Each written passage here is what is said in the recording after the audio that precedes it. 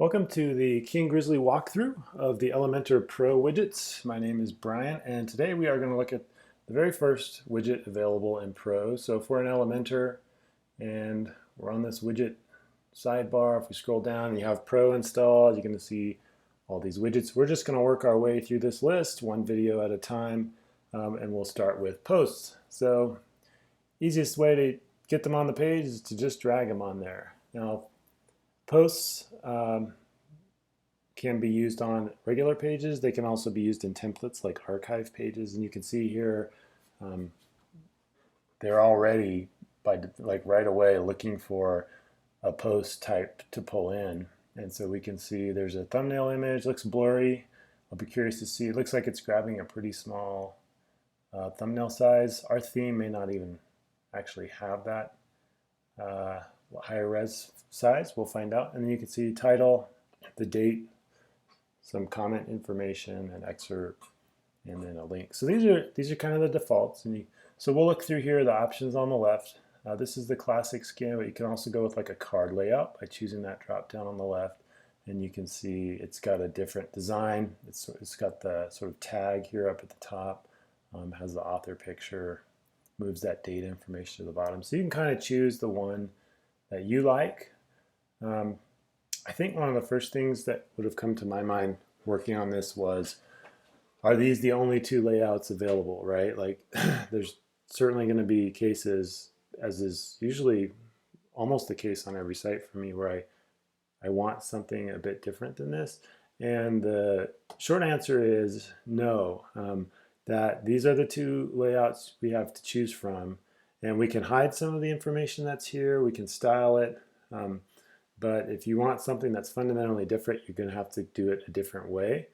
And I've achieved that with different methods. One is, like you can get an add-on like Elementor Extras, or even maybe the Jet type plugins that allow you to sort of make a template, and then you can bring that template in and create lists of posts. But today we're going to go with what the post widget does out of the box for Elementor Pro, which is still really powerful. So we can see here, we can control the number of columns that show. It's fairly straightforward. How many posts do we want to show up on a page? I don't know that I have all that many to draw from here. I'm going to say 9, but you can see we don't even have 9. I can control where the image is at. I can put it to the left. That's interesting, isn't it? Where'd the text go?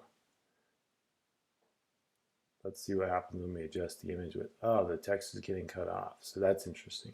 You can play with the image width. So if I were going to go with this layout, I'd definitely say I only want maybe 1, right?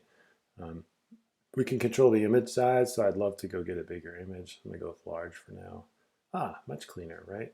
But much clearer too. So we can have this left layout. We can also have the image on top. If I go to my mobile size and look at this, I'm curious, what's happening on mobile. So let's fiddle around on mobile. We've got it set to 1 column. The image width is 100. And you'll notice on mobile, it doesn't stack, which in my mind, that is a weakness. Like I can't imagine usually on mobile you'd want an image that's this small. And you can't change the layout either from left to top. So there are some limitations we have to work with in here, but once you know them, like this is still really versatile and fast. So I would tend to go with the top layout and then multi-column, because I can control those at the different breakpoint sizes. So in this case, I might go ahead and make my image 100% wide, leave the text underneath. If I went down to mobile, it's already way better. I can make my image 100% white. That already works, right? So we'll go back to desktop. I can turn on a masonry layout if I want. If you're not familiar with what that is, you can have different sized images and they just kind of brick in nicely. They don't have the lines, the rows don't break. So like here, you can see I've got a nice clean break of a row, but if I go to masonry, they kind of stagger and just sort of slide up under each other. I typically don't use that. It might work well if you were just using images, or it might look a little odd with text. And then you can adjust the image ratio, which is kind of cool. So we can keep a consistent height, even though our images, all these hero images aren't necessarily set to the same height and width. By using a ratio, it kind of crops the image, and you can come up with some pretty cool effects. And you can adjust that by device size, right? So I could decide maybe on tablet I want it taller. Really cool. And then I can just sort of decide, do I want to show the title? Yes, I actually do. What kind of tag do I want? Well, for SEO, it's nice to be able to control this. I want an H2. I think that, that would be better. I can control the length of the excerpt. I can decide to hide or show the excerpt. So that's, with your post, you should have the ability with most themes to just set a brief excerpt explaining what the post is about. And then metadata, I can click on that and I can choose from 4 options. What do I want to show? I actually don't want to show comments or a date. I'm going to turn those off. Do I want to read more button? Yes or no? Yeah, sure. But I don't want to say read more, so you can actually change it from read more to, I don't know, like let's say we wanted to do view, right? We can control the query. This is probably the part that would be the most confusing to some people. And this is basically just saying, hey, what do you want me to pull? What post should we get? So we can actually choose here, like, I want to get pages. Or you could do a manual selection, like I could just go get, say, one post. If I knew the name of a post, I could type it here. I could say current query. So if we were using a template, and the template is for like an archive page or a tag page, it's smart enough to know, like, hey, show all the posts for this particular tag. So I'm going to go to posts, and then you can choose what you want to include it by, all of them, or by a term, or by an author. So if I were tagging these, I could just say by a term, and then I could type in the term here, and it would only pull those posts. For the demo, this is fine. We have the ability to order these or to pull like only for a certain date range. So these are organized by date. I could organize them by title. I could organize them randomly. There's a variety of ways, ascending, descending. It's pretty cool. And then I can even control pagination. So I could say, I want to use the numbers, but also previous and next. So you won't see any pagination unless I go back to layout. I said 9 posts per page, but what if we said 6? Then the pagination will come in.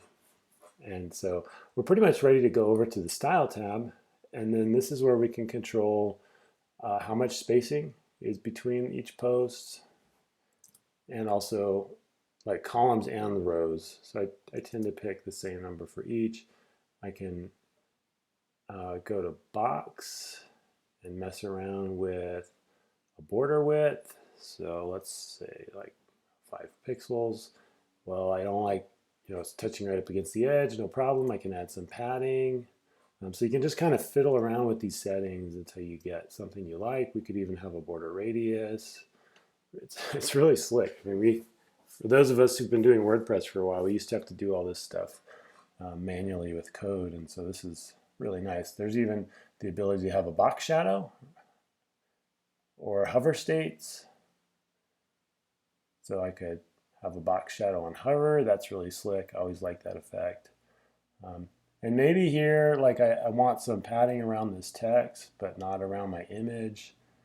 There's a content padding option, right? So now I've got, I'll just use 15 pixels.